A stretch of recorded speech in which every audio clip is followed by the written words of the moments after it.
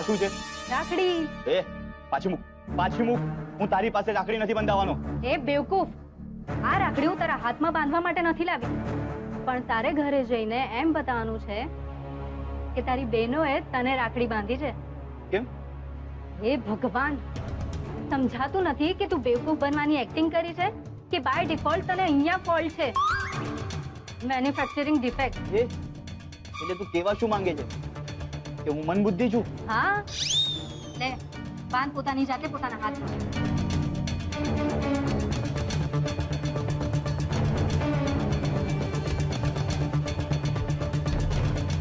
કઈ મદદ કરું? એ ના, હા, જરાય નહીં.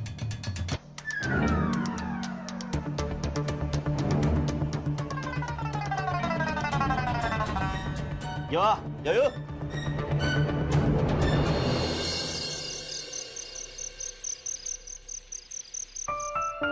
ગઈકાલ કરતા તો રાહત છે. આજના દિવસ વિશે લખું તો બસ નિત્યાએ મને ફોન કર્યો એ વાત મેં હજુ સુધી કોઈને નથી કરી. ને કહું તો પણ શું, જ્યારે મને જ નથી સમજાઈ રહ્યું કે નિત્યાએ જે કહ્યું એ કેટલા ટકા સાચું હતું. ક્યાંક આ પણ સુશાંતની કોઈ ચાલ નીકળી તો? એ છતાં મારે એકવાર રૂપેશ જીજુ સાથે આ બાબત વાત કરી લેવી જોઈએ.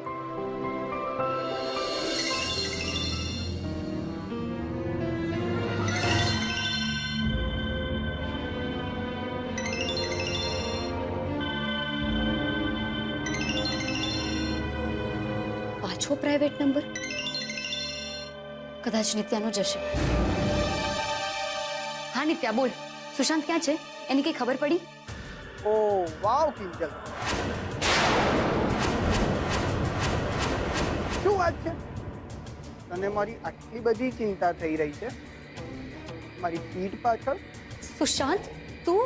અગેન વાવ, અગેન વાવ. સીધું તમેથી તું પર. કઈ વાંધો નહીં, તું તો તું, મને કઈ ફરક નથી પડતો, કારણ કે હું તો તને પ્રેમ કરું છું ને.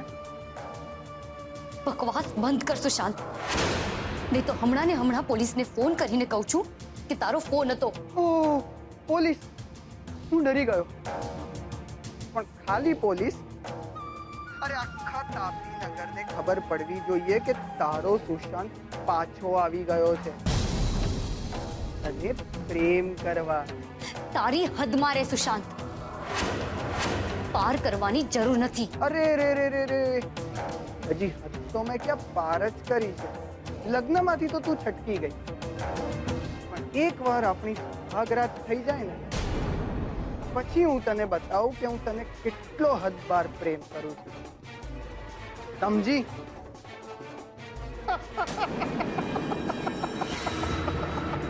હેલો હેલો,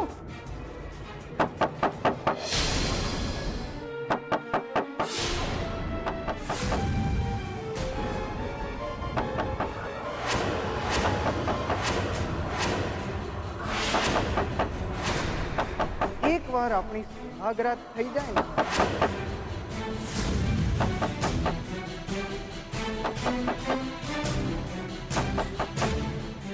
કોણ હશે?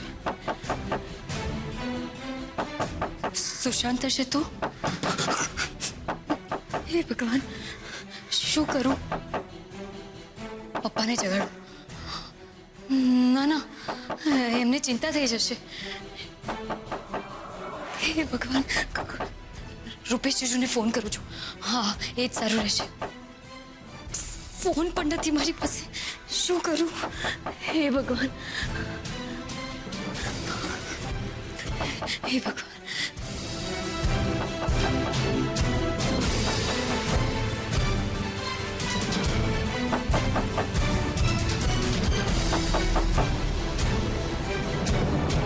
ગુલાબ, તું અત્યારે અહીંયા શું કરે છે?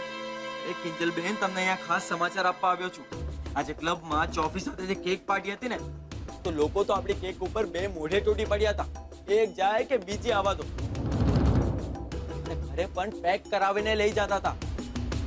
અને રમાકાંતભાઈ તો એટલા ખુશ થઈ ગયા કે હવે તો આપણને કેકના મોટા ઓર્ડર પાક્કા સમજો.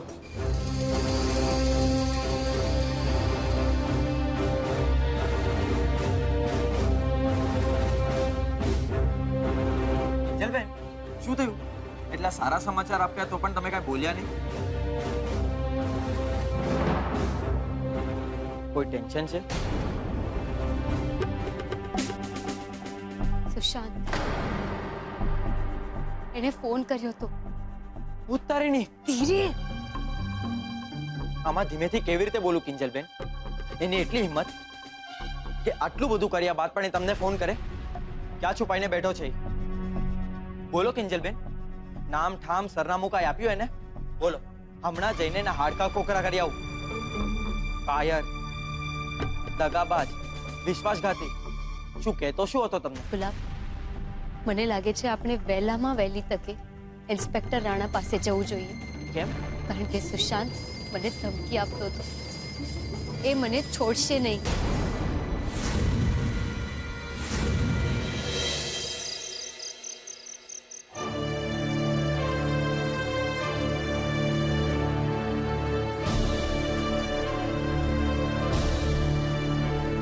એ રગલા, ફોન કરને છોકરાને. અરે 10:30 થવા આવ્યા ભાઈ સાહેબ. અરે હવારનો ગયો છે રાખડી બંધાવવા ભાઈ સાહેબ. રાખો, આ મોહન અને એની છોડીઓએ રાખડીની જગ્યાએ એને દોરડેથી તો નહીં બાંધી દીધો હોય ને ભાઈ સાહેબ. બાંધી દીધો હોય ને તો બહુ સારું. બા ઓલી કહેવત નથી આપણામાં, ગધેડાને ડીંડે બકુ ભરવા જાવ ને તો એ બકી ના કરે, એ ડફણા જ દે. ઈ માયલો છે આ મોટો હાયલો તો માના કેવા પર ચાલવા વાળો માવડિયો. આવા દો એને હવે બરણા પાડતો. મમ્મી, પપ્પા. અરે આવી ગયો મારો કાનુડો. વાહ ભાઈ વાહ, શું વાત છે. મોઢું મલકે છે ને કપાળ ચમકે છે ને. વાહ ભાઈ વાહ. ભાઈ બહેન નો પ્રેમ તો આમ ઝાલ્યો ઝીલાતો નથી. વાહ, છલકાઈ રહ્યો છે.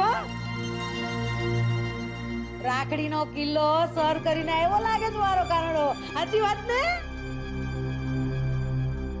આજ તો વળી બા. અરે બાપ, મારી આ ત્રણેય બહેનોનું મન એટલું મોટું છે ને કે હું તમને શું કહું. ને mummy, thank you so much કે તે મને જીત કરીને ત્યાં મોકલ્યો. જો આજે તે મને ત્યાં ના મોકલ્યો હોત તો મને મારી ત્રણેય બહેનો પાછી ના મળી હોત. પપ્પા, સાચું કહું ને, મોહન કાકાનું મન બહુ જ મોટું છે. મેં એમની જેવી માફી માંગી ને, મને આમ તરત છાતીએ વળગાવી લીધું. અરે કેવા લાગ્યા કે બેટા, તું તો અમારો કુળ દીપક છે. અરે વાહ, તે મારો મોહનિયો છે જેવો બિચારો આવ ઘોડો. ઘડી ગુસ્સો કરે, પણ ગુસ્સો એ માણસ પોતાના હોય એના ઉપર જ કરે ને. આપણે બે ઘડી મૂંગા રહેવાનું અને પછી ત્રીજી ઘડીએ આવરો જાવરો વાડકી વ્યવહાર ચાલુ. કા પણ છોડ્યુંનું પછી હું થયું ઈ આગળ કે ને. અરે બા, હું સીધો ત્રણેય બહેનોની સામે ઉભો રહી ગયો અને કાન પકડીને ઉઠક બેઠક કરવા લાગ્યો ને સોરી બોલવા લાગ્યો. ને બા, પછી ખબર છે એ લોકોએ મને શું કીધું? કે બસ કર ભાઈ, બસ કર, તું અમારો ભાઈ છે. વાહ, જોયું રગલા? અરે સરોજ વાવ, આને કહેવાય ભાઈ બહેન નો પ્રેમ. જોયું? આગળ હું છું ઈ બોલ ને. અરે બા, પછી સેજલ, કિંજલ ને બેજલ ત્રણેય બહેનોએ છે ને મારી આરતી ઉતારી ને પછી રાખડી બાંધી. અરે મમ્મી, આ જો, આ સેજલે બાંધી, આ બીજલે બાંધી ને આ મારી લાડકી બેન કિંજલે મને રાખડી બાંધી. ને પપ્પા, પછી તો મીરા કાકીએ શું પૂરણ કોડી બનાવી છે. હા હા હા હા હા, સાચું કહું ને, જ્યારે હું ખાતો હતો ને ત્યારે હું તમને બહુ જ યાદ કરતો હતો. હજી સુધી દાળમાં સ્વાદ છે પપ્પા. એ રાહુલિયા, તો પછી એકાદી ઘરે લઈ આવાય ને મારી માટે બેટા. એ ખાઉધરા એલા, હવાદમાં ને હવાદમાં બેનું ને કવર આપવાનું તો ભૂલી નથી ગયો ને. ઓય કાઈ બા, ત્રણેય બહેનોને વચન આપીને આવ્યો છું કે આ વખતે કવરથી કામ ચલાવી લો. આવતા વર્ષે તમારો આ ભાઈ તમને સોને તોલાવશે. બોલો. લો આયલો મોટો દેણું કરીને દાન કરવા આયલો છે બા. અરે દર મહિને અહીંયા હાથમાં 15 મૂક્યા તો નથી હજી તે. અને આયલો ત્રણેય છોકરીને સોને તોડાવવા માટે. અરે એને સોને તોડાવવા તોલું ક્યાંથી લાવીશ? લાવીશ પપ્પા, લાવીશ. મારી ભાવનાઓ ત્યાં સુધી પહોંચી ગઈ ને એટલે બસ.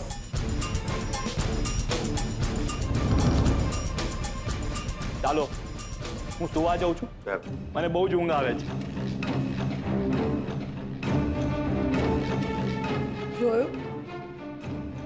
જોયું અરે મારો કાનુડો અંધાઈને કોરાણે વાલો લાગે ને એવો છો પૈસા.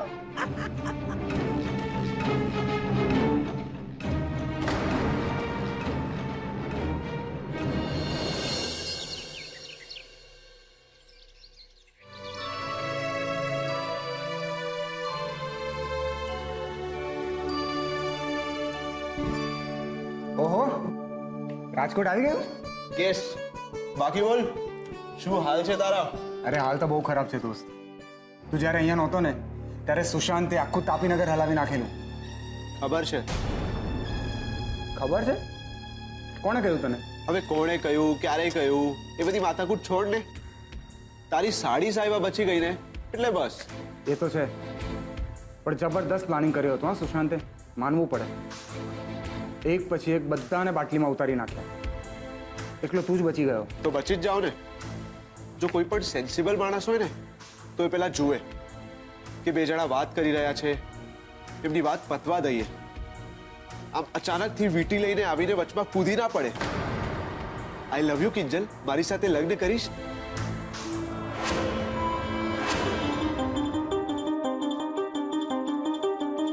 ઉત્કર્ષ, તને વાંધો ના હોય તો હું અહીંયા બેસું?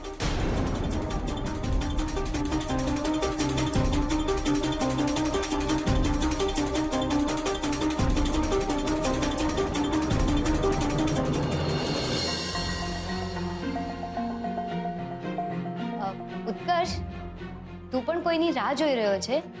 તારે શું પંચાયત છે? તારી કોફી પીને.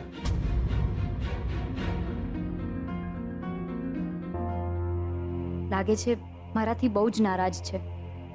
એકવાર હું એની માફી માંગી લઈશ ને એટલે બધું જ ઠીક થઈ જશે. જો ઉત્કર્ષ, મને ખબર છે મારાથી જરા વધુ પડતું થઈ ગયું, પણ ઉત્કર્ષ તું જ વિચાર ને. બંને સમયે પરિસ્થિતિ જેવી હતી કે મારાથી આવું બધું થઈ ગયું, પણ ઉત્કર્ષ તારું અપમાન કરવાનો મારો કોઈ... તારું આ ભાષણ કેટલું લાંબુ ચાલવાનું છે? મારે રૂપેશને ફોન કરવાનો છે. ઓહો, અરે વાહ, ઉત્કર્ષ પણ અહીંયા છે. ચલો સરસ. આજે જે મારે કામ કરવું છે ને એમાં મને ઉત્કર્ષનો પણ સંગાથ રહેશે. એટલે હું કઈ સમજી નહીં. પણ હું સમજી ગયો છું કે તું અહીંયા આને મળવા આવી છે. ના ના, હું તો મોહિતભાઈને... બસ, મને કોઈ ફરક નથી પડતો. પણ તારા અહીંયા હોવાથી મને ઘણો ફરક પડવાનો છે દોસ્ત. કિંજલ, આઈ લવ યુ.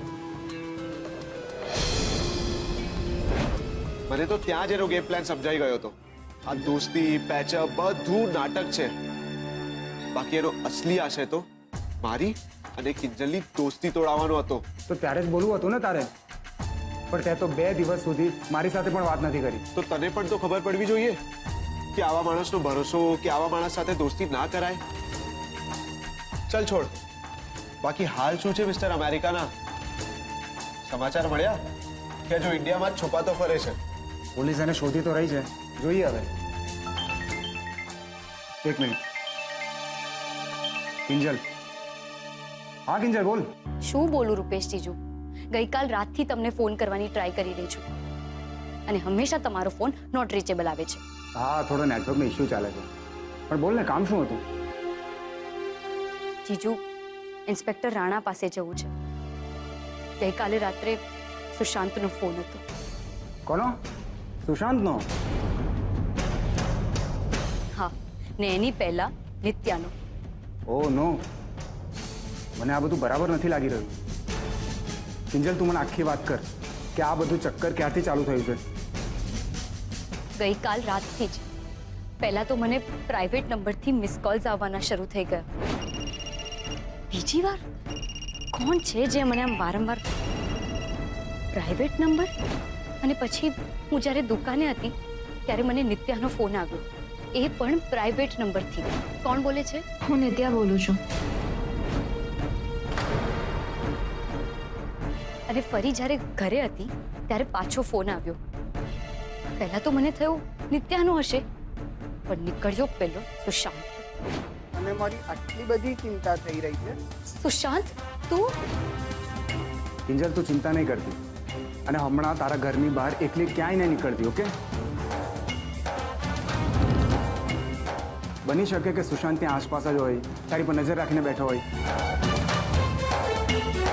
હું ત્યાં ઘરે આવું છું, પછી આપણે સાથે મળીને ઇન્સ્પેક્ટર રાણાને મળીએ, ઓકે? તું ચિંતા નહીં કર, હું આવું છું.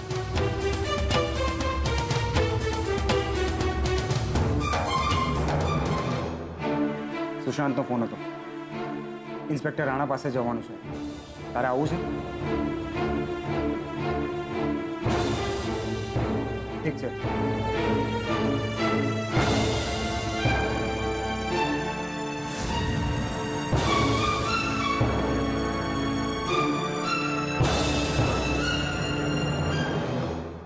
આજે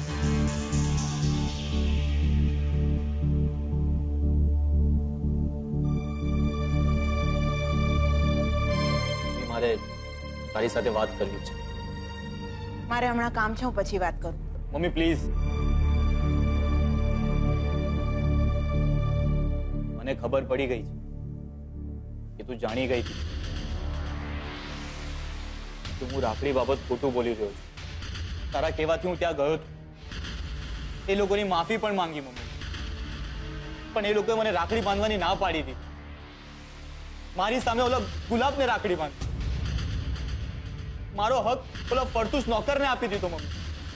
એટલે મમ્મી, મારે મારી ઇજ્જત બચાવવા માટે આવું ખોટું બોલવું પડ્યું. મને તો હતું દીકરા કે તું મારી સાથે પણ ખોટું બોલીશ, પણ ના, તે આવું ના કર્યું. મને ગમ્યું. તમને એનો શું ફરક પડે છે? એ લોકો તો મને નીચો બતાવવામાં સફળ થઈ જ ગયા ને. પણ તું તારી માની આંખોમાં એક મુઠ્ઠી ઊંચો ચડી ગયો, એનું શું? જો દીકરા, એક વાત સમજી લે. માફી માંગી દેવાથી કે આપી દેવાથી કોઈ નીચું કે કોઈ મહાન નથી થઈ જતું. પણ જ્યારે આપણે કોઈની પાસે સાચા હૃદયથી માફી માંગવાની ઈચ્છા દર્શાવીએ ને, ત્યારે માફી માંગવાની પણ જરૂર નથી રહેતી. પણ હા, એ માટે હૃદયમાં સાચો ભાવ પ્રગટ થવો જરૂરી છે. ત્યાં સુધી માફી નથી મળતી, પણ તે પ્રયત્ન કર્યો ને, એની એક સારી શરૂઆત થઈ કહેવાય. અને તે તારી માના શબ્દોનું માન રાખ્યું, એ માટે થેન્ક યુ. એ ના મમ્મી, પ્લીઝ તું થેન્ક યુ ના કહે. મમ્મી, મને ખબર છે કે હું લાઈફમાં ઓછી મહેનતમાં વધારે પૈસા કમાવા માંગુ છું, પણ મમ્મી હું શું કરું? હું શોર્ટકટ્સમાં માંગુ. મમ્મી, હું નાનપણથી બા અને પપ્પા પાસે આજ તો શીખતો આવ્યો છું, એટલે જ મને આવું બધું સૂજે છે પહેલા. બાકી મમ્મી ખરાબ નથી. હું જાણું છું દીકરા, એટલે જ તો હું તારા નાનપણથી એ જ પ્રયત્ન કરું છું કે તું જીવનનો સાચો માર્ગ પકડે, કોઈ શોર્ટકટ નહીં. અને હવે લાગે છે એ થઈ જશે. ચાલ ચાલ, તું હવે જલ્દી તૈયાર થઈ જા. હું તારા માટે ચા મૂકું છું.